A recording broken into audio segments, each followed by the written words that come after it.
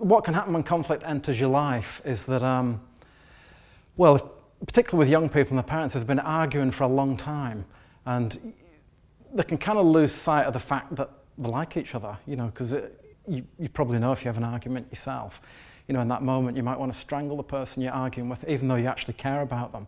If you do care about the other person, maybe start, letting them see that a little bit, because that often gets lost when people have been arguing for ages. Conflict can be, it doesn't always have to be a bad thing. I think quite often it can be quite a creative thing.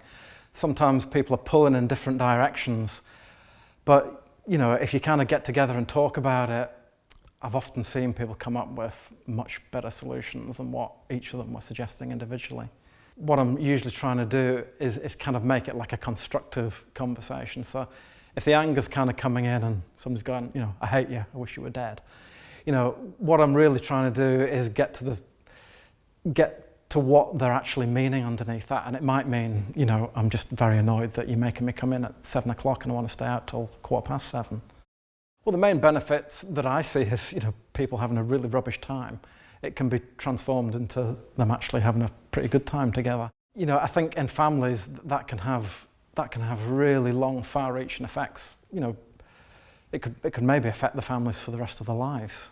So it's made me look at myself and how I relate to people and how I communicate with people. I think part of life is figuring out how to figure out your conflicts so that you're not, it's not turning into World War III every 5 minutes whenever you've got to figure something out with someone.